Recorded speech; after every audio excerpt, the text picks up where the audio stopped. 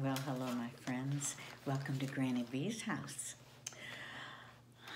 I know you're remembering to be kind to all those people around you because this is a season where kindness is a wonderful gift to give.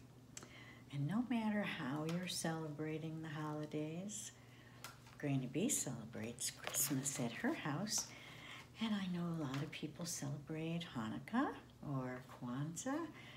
And it's all the same about giving, the season of giving. And I hope you're giving your best, whether it's your best behavior, the best song you can sing, the best picture you can draw. So many ways to give. Well, my sister-in-law, Connie, gave me a couple of really charming books that she found at her mother's house. And I just want to read them to you as a Granny B's gift to you this Christmas.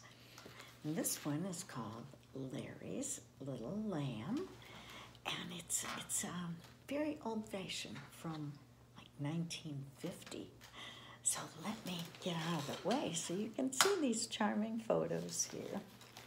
Oh my, this is a big book. Granny B's going to have to really scooch out of the way. Guess what's the happiest time of the year? You guessed it, it's Christmas. And Christmas was near when Larry went out to his father's big barn with his little black lamb cuddled under his arm. The happiest season? Of course. And so Larry was doing his best to feel cheerful and merry as he hung up some trimmings above the lamb's stall. But still he could see on the opposite wall a great big blue ribbon, his sister's first prize for raising 10 hens of magnificent size, and a fancy red ribbon his brother had won for raising a goat that was second to none. Now look, Larry said to his lamb, don't you know there's a pageant tonight and our pets can all go to stand around the manger, all reverent and grave? Oh, stop chewing that tinsel. Why can't you behave? Larry's brother was trimming each billy goat horn while his sister Louise fed her prize hens some corn, and Larry was washing and brushing his pet when all of a sudden the pail was upset. The hens were all flapping and squawking around. The prize goat was rolling all over the ground, and that lamb was to blame. He was also a sight, so Louise said, no pageant for that lamb tonight. Larry got busy and cleaned up his pet. He hadn't quite given up all hope, not yet. So he went in the house where the Christmas tree stood and he said to his parents, I'll make him be good, please let him go. And his dad said, well, son, I shudder to think of the things he has done, but since he's your lamb, he gets one more last chance. Now please get those muddy hoofs off of my pants. Ooh, look at this. At the schoolhouse that night, what a bustling crowd. For the farm children loved it when the pets were allowed. Hey, Larry, you better get going before that lamb eats the doorknobs right off the front door. Say, Larry, that lamb's gonna tear off my beard. And then someone yelled, look, that lamb's disappeared. Uh-oh, Larry dashed in the schoolhouse ahead of the others. In the hall, hard at work, were a bunch of school mothers with refreshments to serve when the pageant was done. Now guess who'd sneaked in and was having some fun? Guess who was eating just all he could cram? No doubt about it. You guessed it, that lamb. Oh, 1 minute later, Mrs. Jane Wehrman, who was awfully proud to be Mother's Club chairman, saw the lamb, grabbed the lamb, shook the lamb hard, then said, "This lamb goes straight out into the yard. Take him away, for he's made such a wreck. You better be quick or I might wring his neck."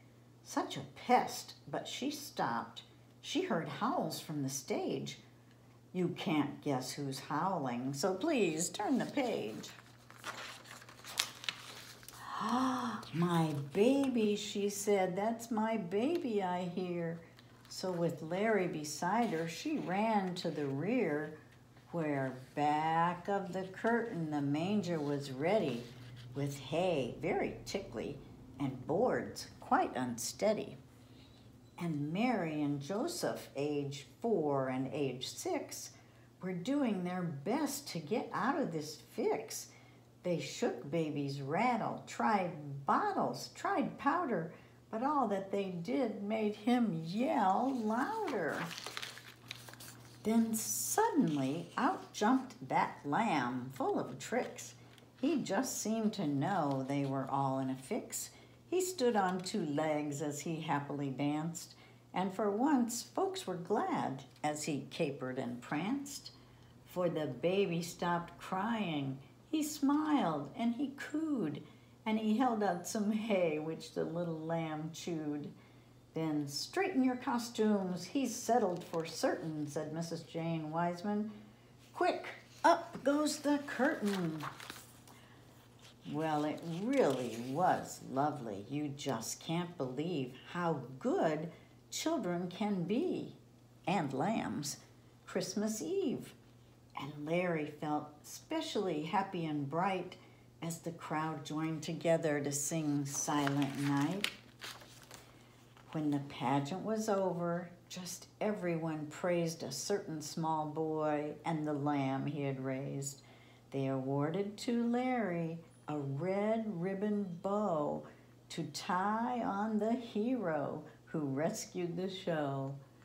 The next day was Christmas, and right after dinner, Larry nailed up the ribbon above his prize winner, and he whispered, "How proud and how happy I am." Guess what he was proud of? You guessed it, that lamb. Well, I know sometimes it's hard to behave. It's hard to be on your best behavior when everything is different than usual and there's so much commotion with the Christmas holidays. Just remember all the things you can do during this season of giving to make the world just a little better.